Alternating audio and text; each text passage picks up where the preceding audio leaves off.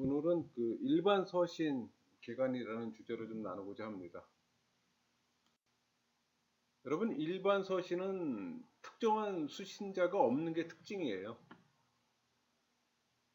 그러니까 일반 서신 이 8권은 분량에 비해 큰 영향력을 좀 갖고 있습니다. 사실 신약 성경 전체를 보면 10% 미만이에요. 그러나 이 기독교 진리의 풍성함을 보여주기 때문에 이 바울 서신서를 보완해주는 역할을 합니다. 그러니까 큰 숲을 보게 한다는 관점에서 그리스도의 삶을 광범위하게 그려요.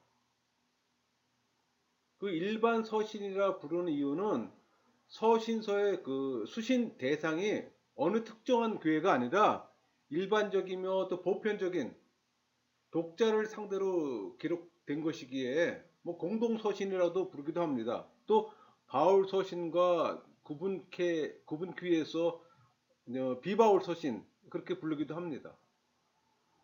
이 바울 서신이 기독교와 그 복음 진리를 해석하고 적용하고 그 확립시키는 그 골격의 가치를 지녔다면 이 공동 서신은 힘줄과 살의 가치를 지니고 있어요. 그러니까 일반 서신은 신학이나 신비 경험보다는 대중적이고 또 윤리적이며 또 교훈적인 내용들이 또 주된 주제입니다. 그러니까 실제적인 훈계와 겉면으로 당시 핍박과 이단의 유혹과 또 신앙적 시험에 둘러싸였던 교회에게 힘과 지혜를 주고자 또 기록했어요. 일반 서신 이 8권 중 특이점은 히브리서는 겉면 서신입니다. 겉면 서신이면서도 교리 서신이에요. 우리 요한 1서는 교리 서신이고 베드로 전서는 격려 서신이라면 요한 2서하고 요한 3서는 통보 서신이고 경계 서신은 베드로 후서와 유다서, 그다음 겉면 서신에 히브리서, 야고보서가 있죠.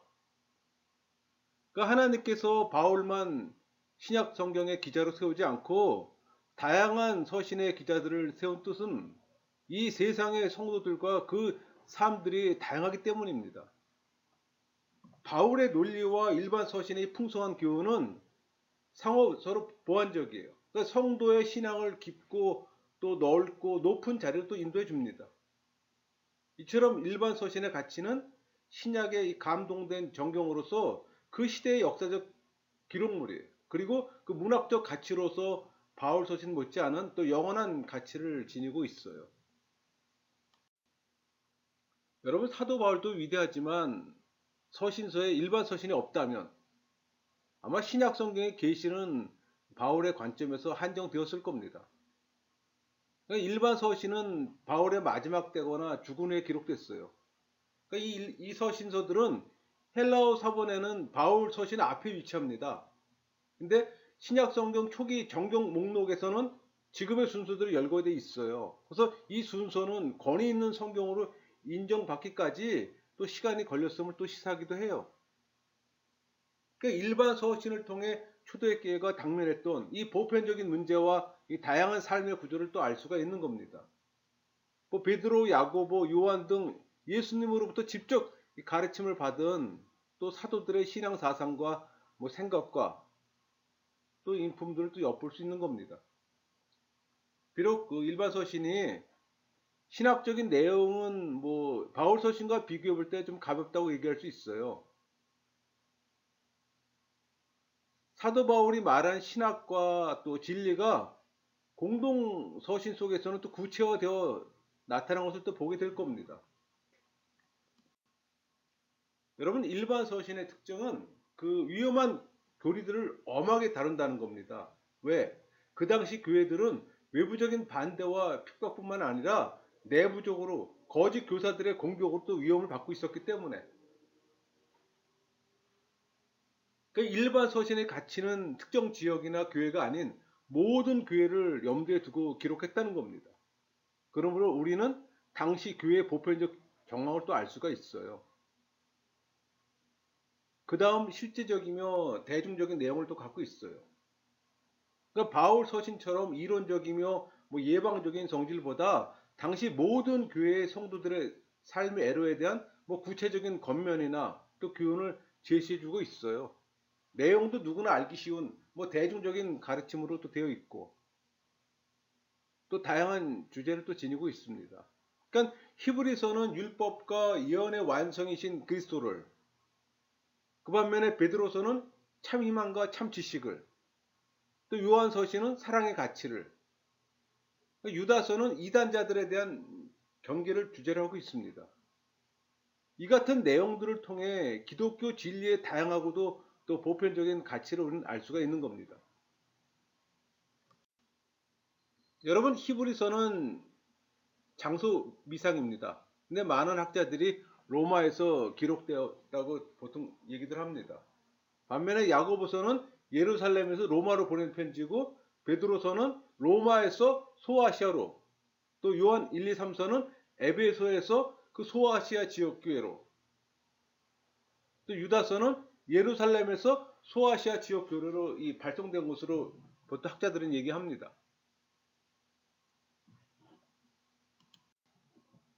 그 성경 배치 순서가 그 예루살렘 담임 목사 순서대로 배열되었어요. 그러니까 예루살렘 담임 목사 1대 담임 목사가 야고보서, 2대가 베드로, 3대 담임 목사가 사도 요한이에요. 그러니까 내용도 계시록으로 가는 여정에 또 논리적인 흐름에 맞게 또 배치됐습니다. 그러니까 바울 서신과 차이는 수신자의 이름이 아닌 성경 기자 이름이 제목이라는 겁니다. 그러니까 일반 서신의 특징 중 하나가 그리스도 재림에 대한 또 하나님과 성도들의 준비에 또 초점이 맞춰져 있어요.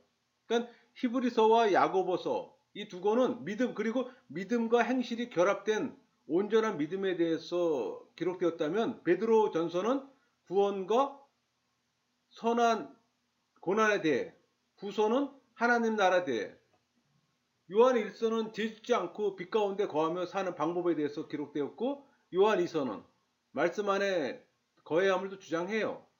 반면에 요한 3서는 당대 가장 잘한 본보기 가이오, 그가 받는 영적 축복과 범사의 그 축복에 대해 언급합니다.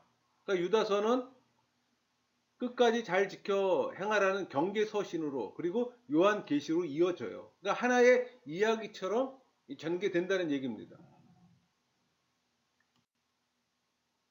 히브리서부터 볼까요? 히브리서는 어떤 성경보다 그리스도에 대한 확신을 심어주는 것으로 구약을 직간접적으로 가장 잘 활용을 한 편지예요. 그러니까 구약을 비교하면서 예수님의 우월성에 대해 설명하고 또 신앙을 가지고 있는 유대인들을 대상으로 기록했어요. 그러니까 전체의 40%가 구약을 인용합니다. 그중 시편이 절반이고 신약 안에 구약이라고 얘기들 해요. 그러니까 인용의 목적은 바로 구약에서 그림자처럼 예시하고 있는 그리스도가 바로 예수님이라는 것을 또 증명하기 위한 겁니다.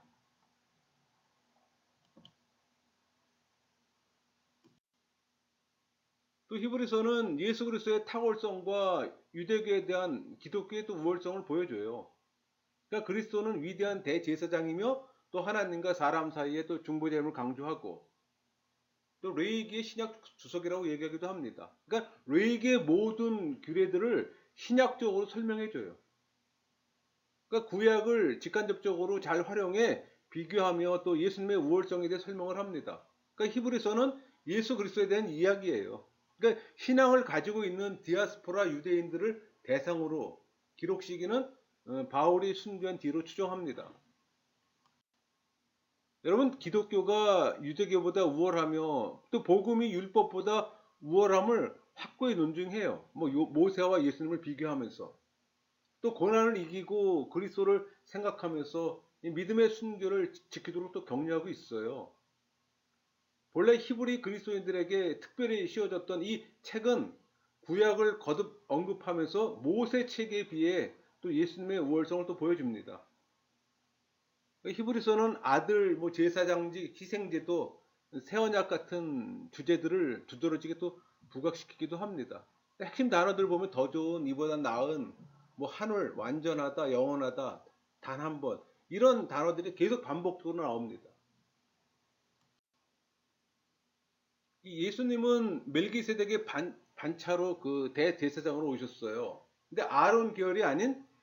계열에서 그 대사장이 오실 것을 예표합니다. 그러니까 아론의 반차가 온전하지 못하기 때문에 이 멜기세덱 반차의 제사장을 새로 세운 겁니다.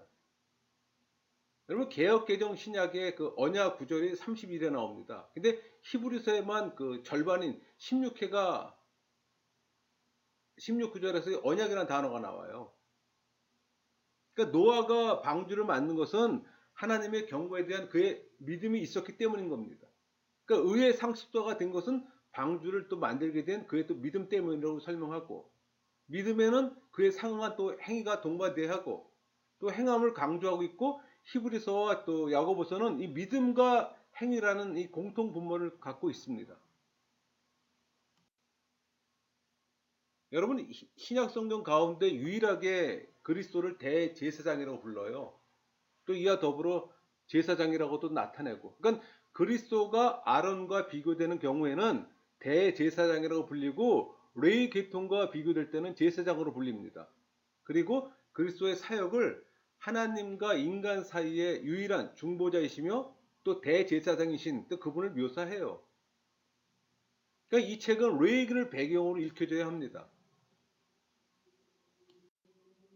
그럼 이 제사장직의 그 본질이 무엇인가 볼 필요가 있잖아요. 그게 히브리서 5장 1절에 대제사장마다 사람 가운데서 택한 자이므로 하나님께 속한 일에 사람을 위하여 예물과 속지 않은 제사를 드리게 하나니, 이 5장 1절을 보면은 제사장은 사람을 하나님께로 가까이 데리고 가는 자로서 그의 백성을 대표하는 역할을 합니다.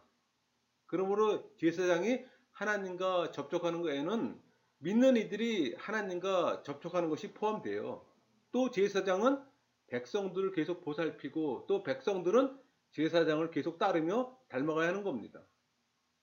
그러니까 그리스도의 제사장직에서 그의 인성이 강조되는 이유는 대제사장과 그의 백성들과의 밀접성을 표시하기 위해서예요. 그러니까 그리스도가 그의 경험을 통해서 하나님의 백성과 동일치되기 때문에, 그리스도가 이 온전한 대제사장이 될 수 있기 때문에, 또 그리스도가 대제사장으로서 완전하게 되었기 때문에 그와 연합한 백성들을 완전한 대로 이끌 수가 있는 겁니다. 이 그리스도는 고난을 통해서 온전하게 되셨어요. 이것은 예수님이 온전하시면서도 또 고난을 겪은 것은 그의 백성이 처해 있는 상황을 또 이해하심으로써 또 참다운 동정을 베풀 수 있는 또 대제사장이 되시기 위해서입니다. 여러분 그리스도께서 이런 제사장직을 수행할 수 있는 것은 그분이 신성을 지니신 하나님의 아들이기 때문입니다. 그래서 성경 기자는 이 그리스도의 신성을 표시하기 위해서 그리스도의 영원성을 강조해요. 그러니까 그리스도의 사역과 이 대제사장직과의 관계는, 그리스도의 제사장직은 그의 죽음과 또 분리될 수가 없어요. 그분은 하늘의 성소에 들어가셔서 지금도 계속 일하고 계십니다. 또 그분은 재림 시에도 대제사장으로서 그의 역할을 또 감당하세요. 그게 히브리서 9장 28절 말씀이에요. 이와 같이 그리스도도 많은 사람들의 죄를 담당하시려고 단번에 들이신 바 되셨고 구원에 이르기 하기 위하여 죄와 상관없이 자기를 바라는 자들에게 두 번째 나타나시니라. 이때는 첫 번째 성취하신 모든 축복을 더욱 확고히 한 것으로 나눠주시는 역할을 하실 겁니다. 여러분 한 번 구원은 영원합니다. 구원을 받았는데 구원을 잃는다고 말하는 것은 구원을 받지 않은 거예요. 그래서 이 구원 상실 교리는 잘못된 세대주의 교리입니다. 여기 히브리서에 보면은 영원한 구원의 근원, 온전히 구원, 영원한 속죄, 영원한 기업의 약속, 너무나 많은 구절에서 이야기하고 있잖아요. 야고보서 볼까요? 여러분 야고보서는 신약의 잠언이라고 보통 얘기합니다. 뭐 특정 지역이나 이 특정 문제에 대한 썼던 이 바울의 편지처럼 읽으면 안 되는 거예요. 그러니까 예수님의 제자와 모인 모든 공동체를 위한 이 야고보의 그 슬기로운 지혜가 담긴 요약본으로 보면 됩니다. 그러니까 이 가혹한 핍박에 직면해 있는 그리스도인들에게 믿음으로 고난을 이겨내고 또 그들이 소유한 믿음의 행위로서 적극적으로 들어가서 사랑과 화평의 교제를 회복하고 또 바른 신앙생활을 통해 또 실천적 신앙을 회복하게 합니다. 여러분, 야고보의 목표는 신학 이론이 담긴 정보를 가르치기보다는 예수님의 일에 뛰어들어 예수님이 사는 방식에 도전을 주고 싶어 했어요. 그 강조 구절이 야고보서 1장 22절입니다. 너희는 말씀을 행하는 자가 되고 듣기만 하여 자신을 속이는 자가 되지 말라. 여러분, 야고보서는 신약의 아모스라고 또 불리기도 합니다. 전체 그 108절 중에 54절이 명령형으로 되어 있어요. 성경 기자는 예수님의 형제 야고보고, 비록 예수님 생전에는 불신자였으나 부활하신 주님을 직접 목격하고 또 이후 예루살렘 공의회 또 의장이 됩니다. 담임 목사가 된다는 얘기예요. 그러니까 베드로와 요한과 더불어 초대 예루살렘 교회의 기둥 같은 인물이었어요. 그러니까 유다서 기자 유다가 자신을 야고보의 형제라고 소개할 정도로 야고보는 초대교회 당시 널리 알려진 핵심 지도자 중 한 사람이었어요.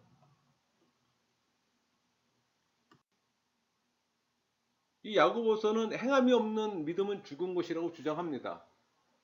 이것은 어떤 이들이 주장과는 달리 구원은 오직 믿음으로 말미암는다는 이 교리와 모순되지 않아요. 단지 그것은 참된 믿음이 행위, 순종, 선행을 낳을 것이며 그렇지 않다면 그것은 예수의 믿음이 아니라고 가르칠 뿐이에요. 여러분, 믿음의 바른 이해가 필요합니다. 참 신앙은 행위를 낳는다고 가르쳐요. 그러니까 어떤 이들의 주장과는 달리 구원은 오직 믿음으로 말미암는다는 이 교리와 결코 모순되지 않아요. 예수의 믿음을 선물 받지 못하면 구원은 없잖아요. 편지의 핵심은 행함으로 입증해야 할 믿음의 문제를 다루고 있습니다. 그러니까 하나님의 사람이 예수님의 길에 전심으로 헌신하도록 부르는 13가지 짧은 교훈으로 구성되어 있어요. 근데 각각의 가르침은 기억하기 쉬운 한 문장으로 또 결론 집니다. 그러니까 모든 교훈은 반복되는 핵심 단어와 또 주제들로 연결되어 있고, 그러니까 신앙의 생활화, 즉 참믿음은 삶으로 나타난다는 겁니다. 그러니까 믿음은 순종을 동반하고 믿음의 측정기라고 말할 수 있어요. 여러분, 믿음과 행함 또는 뭐 믿음의 생활화 이렇게 말할 수 있는 거예요. 그러니까 행위를 강조하는 책입니다. 행위를 하게 하는 이 믿음을 또 강조해요. 그러니까 온전한 믿음에 관한 책이에요. 그러니까 야고보서 어디에도 행함만으로 구원에 이른다는 주장은 없습니다.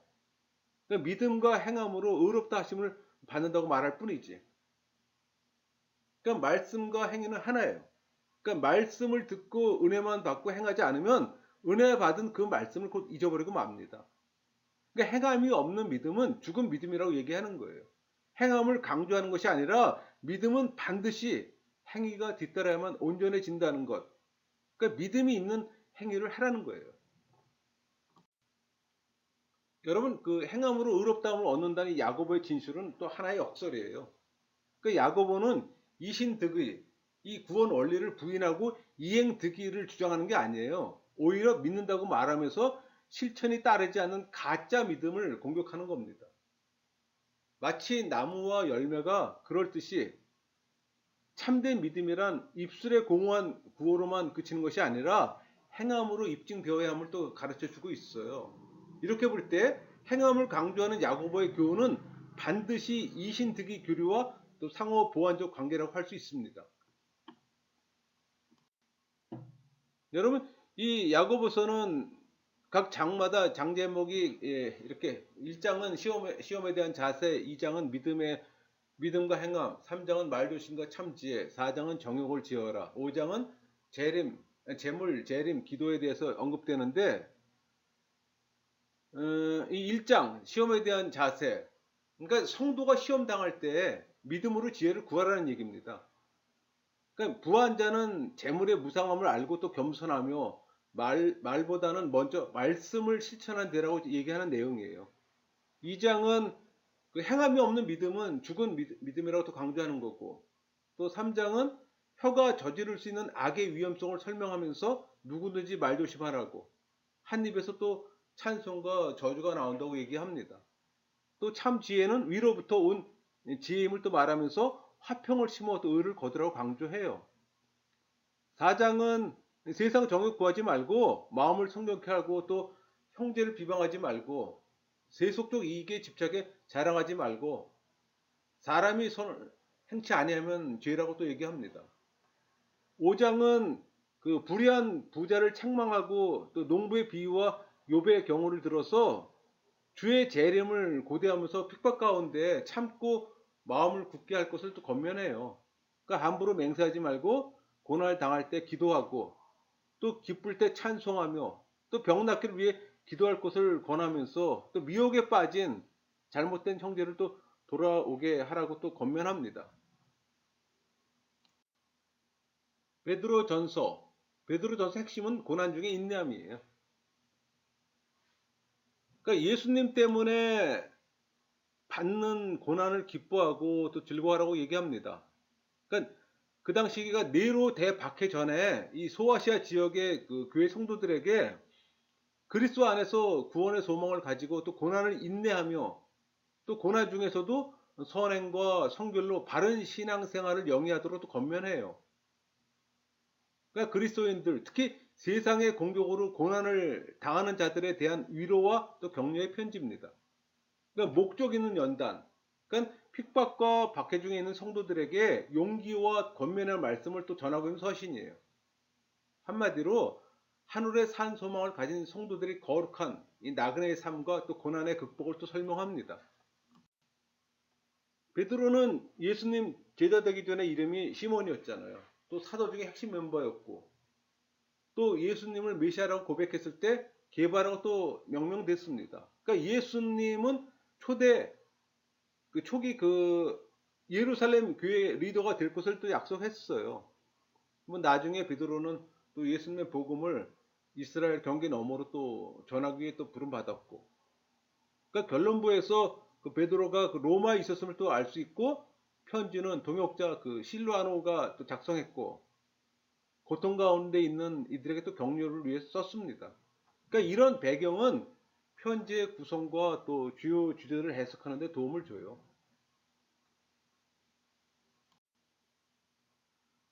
이 베드로전서 내용을 보면은 안부로 시작합니다. 또 찬양하고 또 본문에서는 먼저 박해받는 그리스도인들의 신분을 거룩한 새로운 가족으로 또 확고히 합니다. 그러니까 그 성도의 정체성을 갖게 해주는 거예요. 그리스도인의 정체성이 뭐예요? 거룩한 삶이잖아요. 또 이는 그들이 자신들의 고난을 예수님의 증인이 되는 방식으로 또 바라보도록 도와줍니다. 또 이는 그들의 미래에 대한 소망을 또 예수님의 재림에 또 초점을 두는 방식으로 또 살게 해요. 여러분, 그 구원은 말씀이 매개체입니다. 이 베드로전서 구원의 틀이 그 말씀으로 구원받는다는 내용인데, 여기서 믿음은 그 예수의 믿음으로 또 성령의 선물을 의미합니다. 그러니까 여러분들이 지적 동의해서 믿는다는 것과는 달라요. 그러니까 예수의 믿음을 선물로 받을 때 변화가 생기는 겁니다. 그러니까 배교는 예수의 믿음을 받지 않은 종교인이 하는 겁니다. 여러분, 신앙인은 배교할 수 없어요. 중생하는 것도 말씀이라는 매개체를 통해 거듭난다는 사실을 꼭 기억하세요. 순수하고 신령한 것은 가감이 없는 순수한 하나님의 말씀을 의미합니다.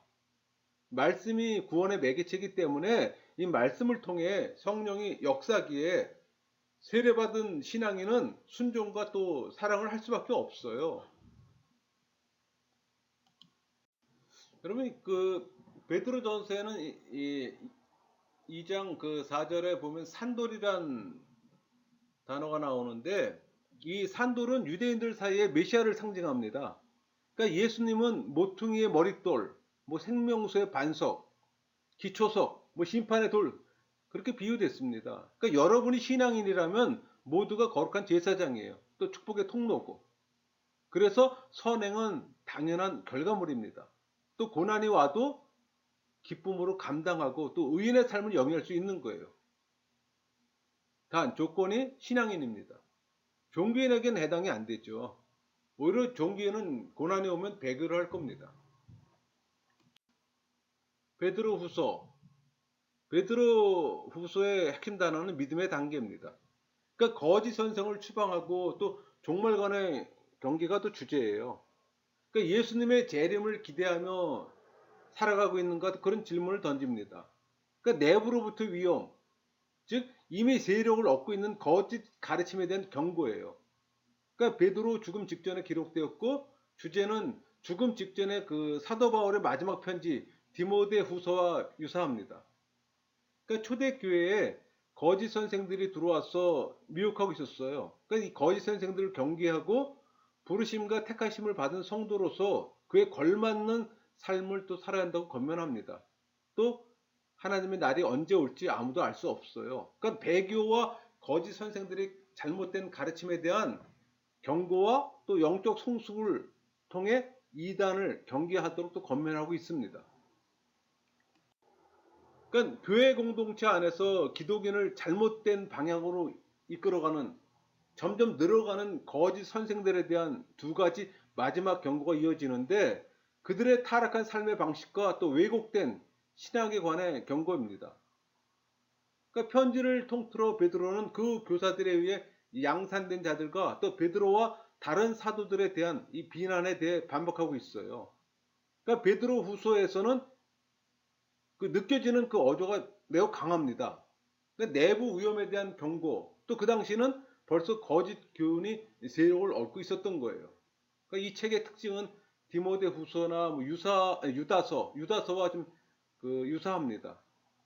이 베드로 후서는 온 세상에 넓고 이 광활한 비전의 소망을 갖고 있으며 또 우리에게 주어진 매일의 일상을 또 검토하도록 도전합니다. 전서와 후서 그 나란히 좀 비교해 볼 수가 있는데 그러니까는 전서는 그리스도인이라는 입장 때문에 핍박에 직면하고 있는 자들을 위로하고 격려합니다. 또 그러한 외부 압력과 또 대조적으로 이 베드로 후서는 내부적으로부터 위험에 대한 경고예요. 그러니까 그 당시 벌써 거짓 교훈이 세력을 얻고 있었습니다. 그러니까 베드로의 서신은 둘 다 위험에 처한 자신들을 발견하는 또 그리스도인들에 대해 또 이야기합니다.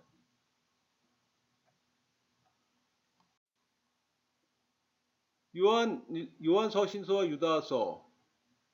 그러니까 요한 1, 2, 3서는 사귐과 사랑의 책이라면은 유다서는 믿음의 선한 싸움에 관한 책입니다.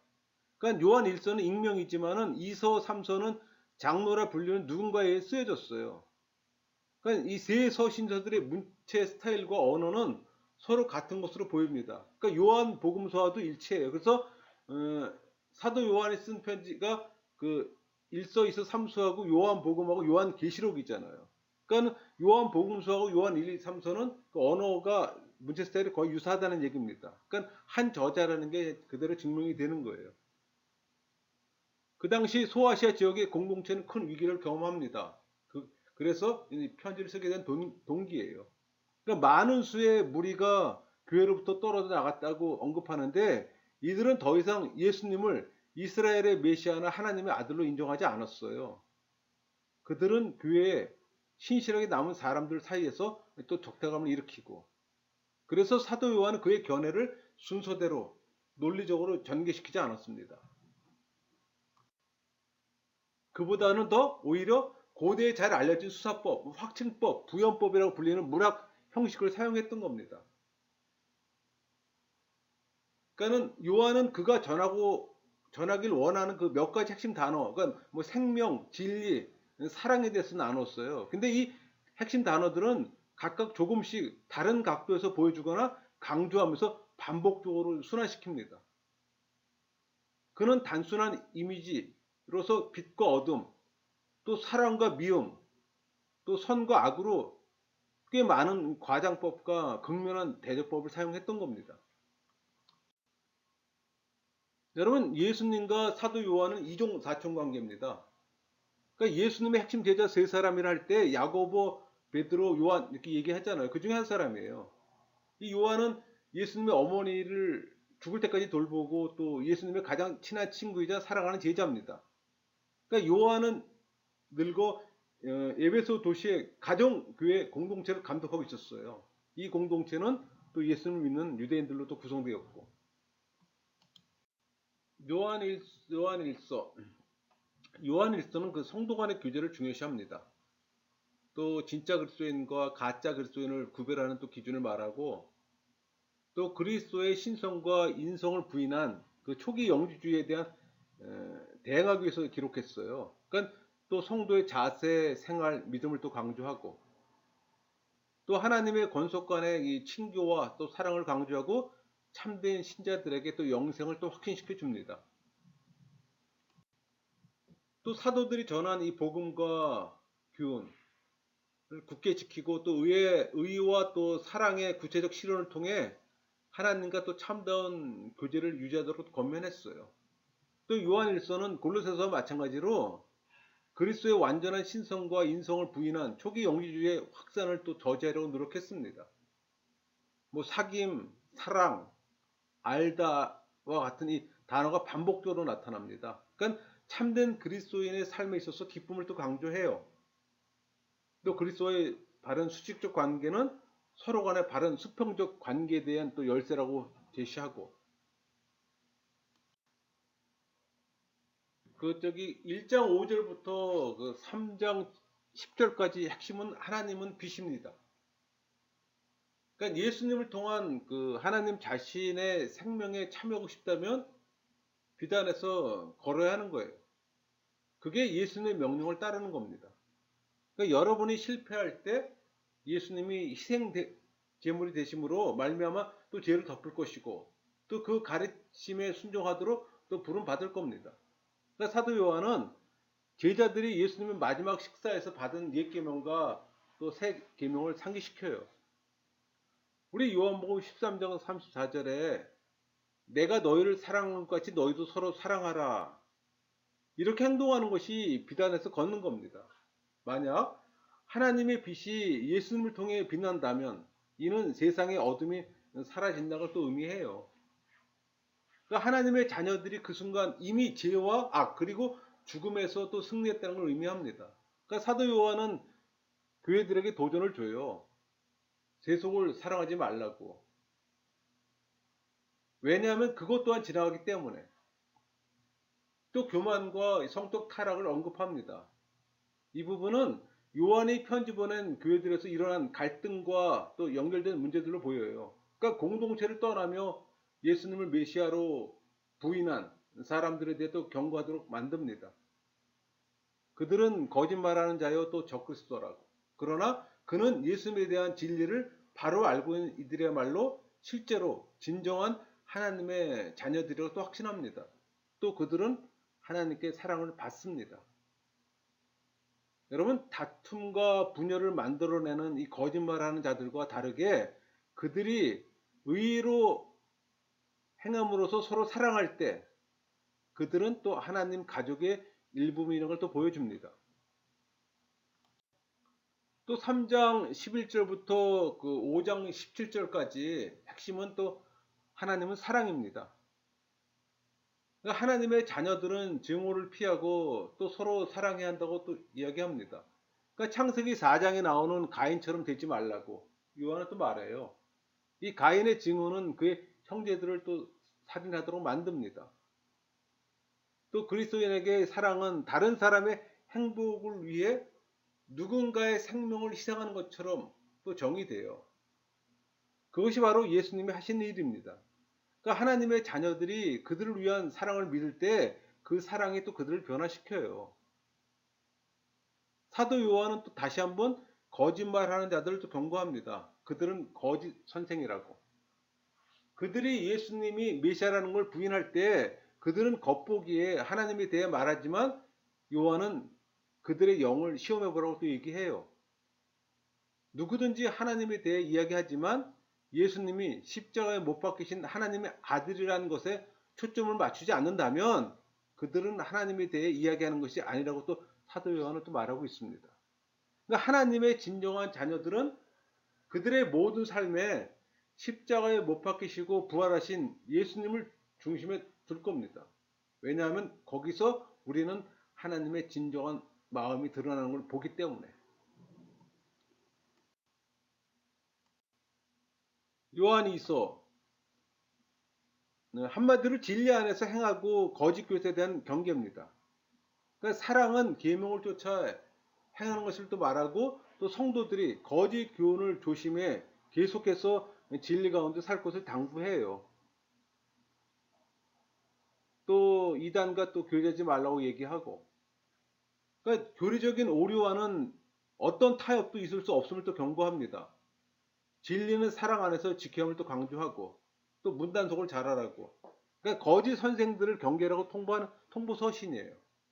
그러니까 예수님의 성육신을 부인하는 모든 이단 그 사상을 경계하면서 그리스도의 복음에 근거한 또 바른 신앙을 정립하고, 또 계명의 핵심인 이 사랑을 실천하는 또 삶을 살도록 또 통보하고 있어요. 그러니까 사랑은 계명을 쫓아 행하는 것임을 또 말하고, 또 성도들이 거짓 교훈을 조심해 계속해서 진리 가운데 또 살 것을 당부하고 있습니다.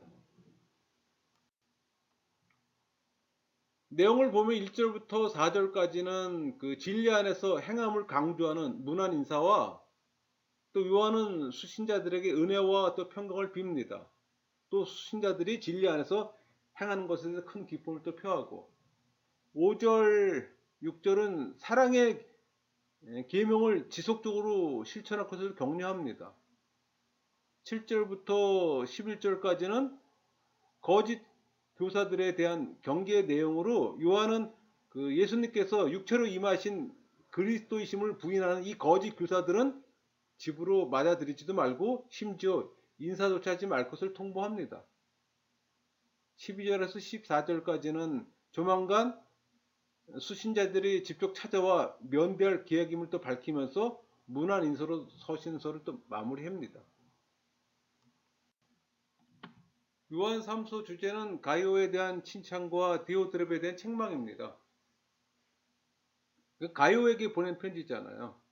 그러니까 진리 안에서 행한 가이오로 인해 기뻐함을 말한 후에 전도자를 후대하는 것이 또 사랑을 증거하는 것을 또 밝히고, 또 이 으뜸되기를 좋아하는 디오드레베를 경계하라고 이야기한 후에 인사로 끝을 맺습니다.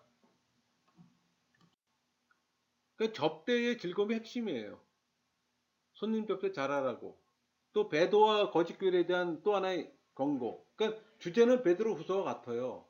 그러니까 성도들을 영접하고 서로 사랑으로 대접하고, 또 당시 순회하면서 복음 전하는 복음 전도자들에게 잘 대접하라고, 또 진리 안에 거하라고 사도 요한은 통보합니다. 그러니까 요한 2서와 요한 3서를 좀 비교해보면 유사해요.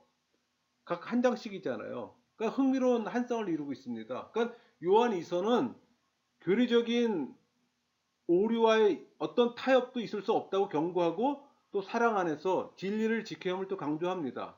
반면에 요한 3서는 참된 신자들과의 교제를 거부하는 것에 대해 경고해요. 그러니까 전자는 너무 포괄적인 것에 대해서, 후자는 너무 배타적인 것에 대해서 이야기합니다. 그러니까 교리적 오류의 심각성을 마지막으로 강조를 하려는 듯 유다서도 베드로에 대한 경고를 합니다. 그래서 성도에게 단번에 주신 믿음, 그 믿음을 위해서 힘써 싸우라고 또 그리스도인에게도 명해요. 유다서 핵심은 그 거짓 교사에 대한 질책과 성도에 대한 권면입니다. 그러니까 예수님의 형제 야고보의 동생 유다는 성도들에게 초기 영주주의 이단의 가르침에 현혹되지 말고 성도들이 마땅히 추구해야 할 이 신앙의 자세를 언급합니다. 그러니까 한마디로 참된 신앙 고백을 사수하라는 경계 서신이에요. 그러니까 경건하지 못한 이들을 심판하시는 하나님이심을 또 다시 한번 강조합니다. 그리고 오직 믿음에 굳게 서서 영생에 이룰 수 있도록 예수 그리스도의 궁유를 기다릴 것을 또 강조합니다. 그러니까 초기 영주주의자들의 육체적 정욕주의에 따른 생활, 또 영적 권위 무시, 또 비경건적 삶을 지적해요. 또 그리스도인들을 끝까지 신앙을 지키며 또 정결하게 살아가야 할 것을 또 강조하고 있습니다. 그 영어로는 주드잖아요. 근데 히브리 헬라어는 유다예요. 그러니까 유다서는 복음서에서 소개되는 예수님의 네 형제 중 한 명이잖아요. 그 형제들 중 예수님이 죽기까지 예수님을 메시아로 믿고 따르는 자는 없었어요. 그러니까 후에 형제들은 예수님이 죽음에서 되살아난 걸 보고 그때 모두 제자가 됐습니다. 그러니까 형제들은 모두 그 초대기에 메시아니 공동체 리더가 돼요. 또 유다는 또 선교사 또 전도 여행자로 또 알려졌습니다. 그러니까 유다는 정확히 어느 교회 공동체로 편지를 썼는지는 모르지만 이 편지는 대체로 메시아닉 유대인들을 위한 편지의 가능성이 높아요. 그의 문체 스타일은 편지를 받는 이들이 히브리 성경 및 유명한 유대 문학에 대한 깊은 지식을 전제로 합니다. 고발로 시작해서 교회에 영향을 끼친 이 부패한 교사들에 대한 경고와 또 혐의에 대한 메시지, 또 교회가 무엇을 해야 하는지에 대해 전합니다. 그러니까 이 편지에 담은 고발로 맞춰요. 그러니까 성도들의 믿음의 도를 위해 힘써 싸우는 것은 매우 중요하다. 그리고 또 예수님을 통한 하나님의 은혜는 단순한 지적인 동의가 아닌 삶 전체로 또 반응하길 요구합니다. 그러니까 유다는 그 교사들의 주장에 대해 뭐 비판하거나 초점을 두지 않았어요. 다만 그들이 예수님을 거절하는 이 부도덕한 삶의 길에 중점을 뒀을 뿐입니다. 그러니까 유다는 예수님이 그의 제자들에게 또 말한 것을 적용하고 있어요. 그러니까 예수님의 제자인 여러분이 어떻게 사는지 가장 믿을 만한 지표는 여러분이 진실로 믿는 것에 있습니다. 여러분 그 유다의 짧은 편지는 현대 독자들에게 강력하면서도 수수께끼 같아요. 그러니까 독자들은 이런 질문을 하게 됩니다. 왜 유다는 정경에 포함되지 않은 에녹서나 모세의 증언서 같은 문서들을 인용했을까? 이런 의구심 갖게 됩니다. 근데 여러분 초대교회 시대 그 유대 문학에서 이 종교 문서들은 사방에 널리 있었다는 사실 여러분 꼭 기억해야 합니다. 그렇다고 해서 그들이 이 문서들을 히브리 성경처럼 여겼다는 건 아니에요. 뭐 토라, 예언서, 서신서, 에녹서, 뭐 예수 그리스도의 지혜서. 하지만 이 문서들은 성경적인 전통의 일부분이었고 이러한 배경에서 유다는 그의 독자들이 에녹서를 가치 있게 받아들일 것이라고 여겼고 또 그는 그들과 소통하기 위해서는 에녹서를 이용했던 겁니다. 그러니까 예수님과 유대인 크리스찬들은 히브리 성경과 성경에서 영감받은 많은 책들을 읽으면 자랐어요. 그러니까 고대 후대 문서들을 성경으로 봐야 할 것인가 여부에 대한 논쟁이 있었다는 것도 알고 있습니다. 그럼에도 불구하고 이 문서들은 중요해요. 적어도 그들에게는. 그러니까 하나님의 백성들에게 중요한 이 메시지를 전하기 위해 책이 정경에 반드시 들어갈 필요는 없습니다. 그 시대 전에 내려오는 많은 유대 문서들은 이들은 알고 있었던 거예요. 그래서 그 시대 문서들은 외경 모음집, 그걸 보통 둘째 정경이라고 얘기를 하죠. 그러니까 위경 이런 거와 함께 이 문서들은 보통의 그 유대인들과 이방인 크리스찬 공동체에서 보존되고 읽혀졌어요. 또 그들은 이 문서들을 존경심을 갖고 다뤘던 거고. 그래서 유다는 그것을 잠시 인용하고 활용할 뿐입니다. 여러분 유다서 그 전체는 베드로후서 2장 1절부터 3장 3절과 병행합니다. 총 구절이 25구절인데 그 중에서 19구절이 베드로후서와 내용이 중복됩니다.